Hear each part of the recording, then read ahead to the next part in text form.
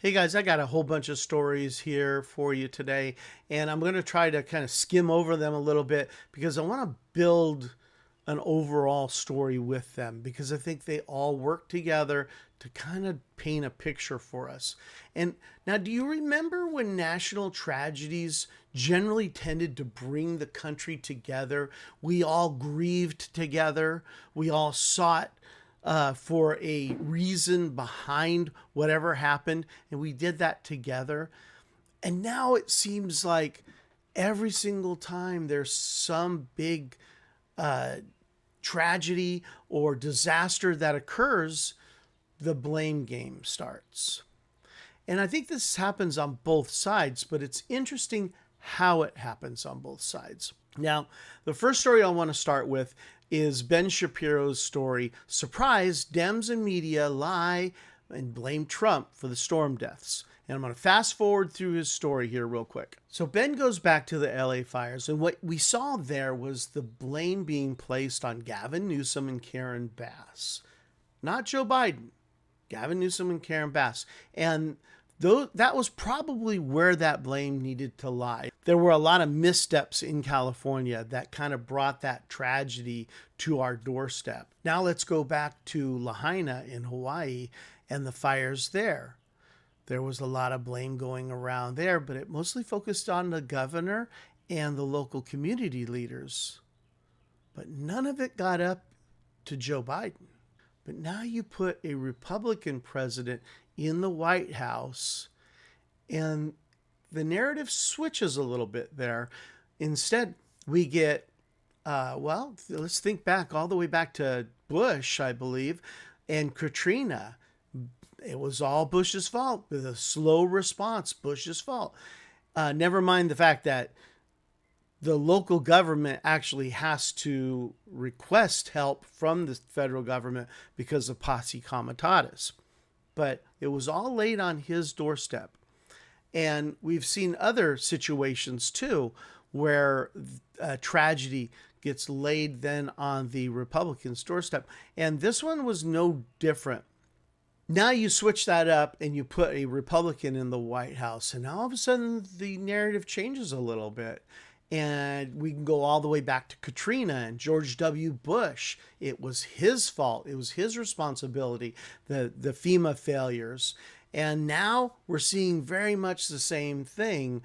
We have this flash flooding, and now they're looking at President Trump as being the one who's at fault here. But is he really? So let's look at what is being claimed first. First off, you have George Stephanopoulos, which is an old Clintonista. And George is currently on ABC's This Week. And he goes on his program and he says, we're also learning that there are significant staffing shortfalls in the National Weather Service's office in the region. So he's saying that there's some sort of shortage of people in the office, and so things didn't happen quickly enough. Now then we have Al Sharpton, who on MSNBC was claiming that this was all happening because Trump was making cuts to FEMA. He's, in his sly way of saying, the incident comes as the Trump administration is making deep cuts into weather forecasting services and openly discussing shifting more of the burden for disaster recovery from FEMA to state governments. So basically saying that because of the changes that Trump wants to make, this is what happened. Okay. Now then, we go over to Ron Filipkowski, who's the editor-in-chief of I Think That's Midas Touch. He writes on X, when experts warned for months that the NDS is being destroyed by Trump's personnel cuts, Howard Letnick assured Congress that forecasting would not be affected. Now Texas officials are blaming a faulty forecast by NWS for the deadly impact of the storm. Now, what is wrong with all of this reporting? Well, basically, it's just not true. There's no truth to any of it. And Christina Dahl, Vice President for Science at Climate Central, she says, it is clear that many people did not see those warnings. They did not have any chance to respond to them to get to safety before the waters rose because they were rising so very quickly. And obviously, there's a need to investigate what happened and where that communications breakdown happened. But to be clear, the National Weather Service did its job in warning first to a large area to say that there's a flood risk in the area. And then over time, as the risk became more clear, they refined those warnings and issued updates. But obviously, the loss of life here really indicates how unprepared we are as a nation for disasters of this scale. Kind of the, that's not going to happen to me kind of attitude, I think, is a lot of what happened. Now, according to Wired, which is not a Trump outlet, in fact, they harbor no love for Trump, they said meteorologists who spoke to Wired said that the NWS, National Weather Service, accurately predicted the risk of flooding in Texas and could not have foreseen the extreme severity of the storm. And as far as staffing levels go, they weren't just fine. They were actually larger than normal. Normally, there's only 2 staff members on at any time during normal weather. Over this weekend, they were staffed with 5 meteorologists throughout the storms on Thursday and Friday. The Department of Homeland Security put out in its own thread, the mainstream media is deliberately lying about the events leading up to the catastrophic flooding in Texas. The National Weather Service executed timely, precise forecasting and warnings, despite unprecedented rainfall overwhelming the region. And then they go on to outline the exact timeline of how everything occurred and what warnings were given. And these warnings began at what appears to me be 1:18 p.m. And then they continue, the warnings continue and continue on. Now, if you heard the warnings initially, they should have been continuing to listen. And for whatever reason, they were not. And that's a failure someplace. But as the night wore on, they started talking about flash flood potential at 6:22 p.m. And then at 11:41 p.m., the first flash flood warning was issued for Bandera County. Then at 1:14 a.m., a flash flood warning with a considerable tag was issued for Bandera and Kerr counties, triggering wireless emergency alerts. These are those alerts that go off on your phone. And it's really kind of crazy because you'll be in a room full of people and everybody's phone goes off at once. 4:03 a.m., flash flood warning upgraded to flash flood emergency for South Central Kerr County. So, they had been warning all along. There was no real gap here. The National Weather Service provided over 12 hours of advance notice via the flood watch and over 3 hours of lead time for flash flood warnings with escalated alerts as the storm intensified. So then Ben wraps it up with this. Whenever there's a Republican president, things tend to be laid at his doorstep. Whenever there's a Democrat president, however, the blame gets shifted off to other people or global warming or some other sort of utterly uncontrollable situation. And I think that reasonable people could argue those points. But the bottom line here is, when it starts to rain, we should not have to be checking our voter registration. Now on to the next story. Now here's where the blame game gets a little dark. It's a story about a Texas pediatrician that was fired after saying MAGA flood victims got what they voted for.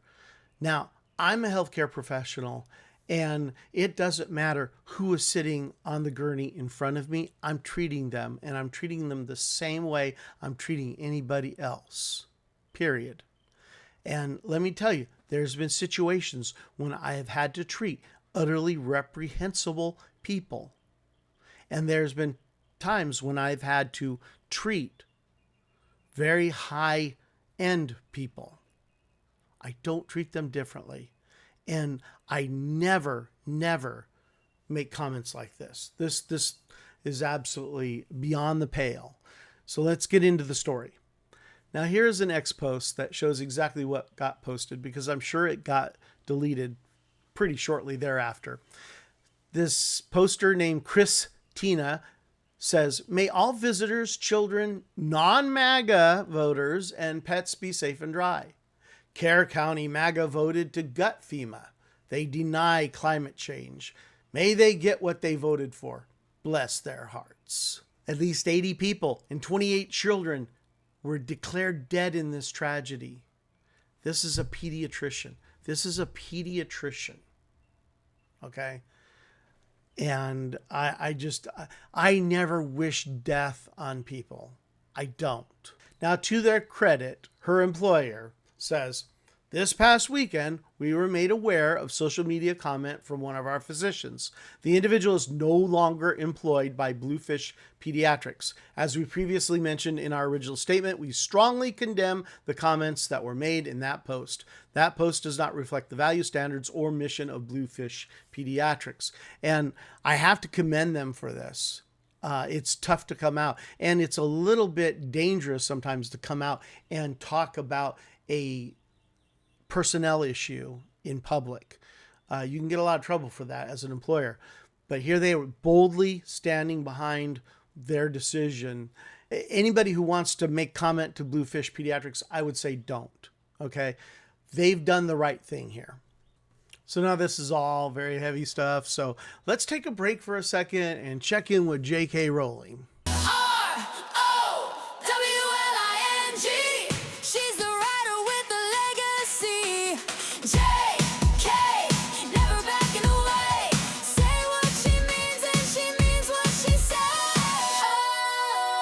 So for this J.K. Rowling minute, we have an anonymous poster who says, J.K. Rowling, glad I caught this article on Yahoo. I will now burn your books and movies too. To which J.K. Rowling responded, well, the fumes from the DVDs might be toxic, and I've still got your money. So by all means, borrow my lighter. J.K. Rowling, still writing, still rolling. Love her or not, she's got that spark. She lit up millions in the dark.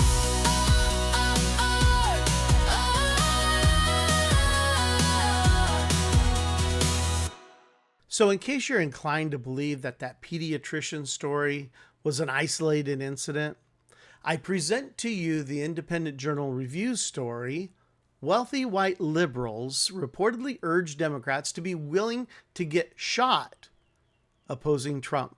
Some House Democrats told Axios that their constituents have encouraged them to prepare for violence and be willing to get shot while resisting President Trump's agenda. Now, it sounds to me like they're trying to say that Republicans are going to be shooting at Democrats because the Democrats are fighting Trump's agenda. That's what it kind of begins to sound like here.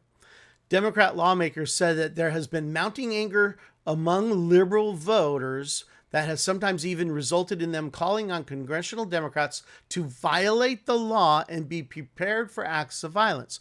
Now, this is where the narrative switches a little bit. So at first it was like, be prepared, those Republicans might be shooting at us, to now, be prepared, you may have to engage in acts of violence. Very, very weird to me.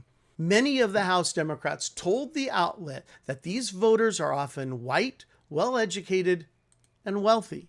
Some of them have suggested that what we really need to do is be willing to get shot. When visiting the United States Immigration and Customs Enforcement facilities or federal government agencies, one House Democrat told Axios, our own base is telling us that what we're doing is not good enough, that there needs to be blood to grab the attention of the press and the public. Did I give enough emphasis on the word blood there? Some voters have recently criticized Democratic lawmakers for not doing a good enough job at pushing back against Republicans and the president's political agenda. There is a sense of fear and despair and anger amongst the voters that puts us in a different position where we can't keep following the norms of decorum. The report comes after some recent polls have revealed that the majority of voters hold an unfavorable view of Democrats in Congress. Similarly, Democrats have reportedly been attempting to figure out what kind of policies to embrace that will win back voters in the upcoming 2026 midterm elections, and as far out as the 2028 presidential election. One anonymous House Democrat told Axios that constituents said that civility isn't working and told them that they need to be prepared for violence to fight and protect our democracy. Am I saying this enough? The title suggests that Republicans will be delivering violence against Democrats, but the whole article really is about Democrats being upset and wanting to commit violence against Republicans. Do you see how the rhetoric from disasters like this flooding feed into the anger that the Democrats have over the fact that they're no longer in power? And how it seems to be that they are headed towards martyrdom and cosplaying a civil war? We don't need this in our society. So let's go on to the next story. Now, this next story, I'm going from the threat of violence to, unfortunately, this. Breaking: gunman in tactical gear killed after opening fire on Border Patrol agents. The shooting appeared to be a purposeful ambush/attack against federal agents, according to the authorities. A man ambushed and opened fire on Border Patrol agents in McAllen, Texas on Monday before he was killed by local police and federal agents who returned fire. The Department of Homeland Security told Fox News that the shooter, armed with a rifle and tactical gear, attacked agents at the entrance of a Border Patrol facility. The shooting appeared to be a purposeful ambush attack against federal agents. No federal agents were wounded, but a McAllen police officer was possibly shot and is in stable condition. And while some are fantasizing about getting shot for democracy's sake, some are just shooting. They shot at border agents. This was no think piece. This was no op-ed. Just bullets. Now, I know today was a little bit heavy, but with the circumstances of this weekend and the reaction to it, I felt I needed to say something. But I'm going to leave you with something a little light. This is a post on X, which is, as the poster writes, comedy gold. Democratic Representative Hakeem Jeffries just posted a hilariously edited photo. He shrank his waist so much, the bench behind him curved like it was trying to escape the Photoshop. Until next time, remember this: the bench never lies, even though the congressman does. You walked into Congress with a filter and a plan. Trimmed your waist right down with a Photoshop hand. Thought we would notice, thought you nailed the frame. But the bench behind you's looking mighty strange. Oh, we saw it start to curve. That poor pine bench didn't deserve to be dragged into your thirst trap game. Now it's never gonna sit the same. You're so vain. You probably think the floor is curving too.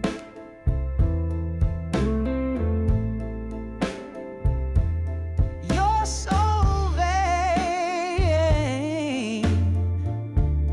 You edited the Capitol and we all saw through.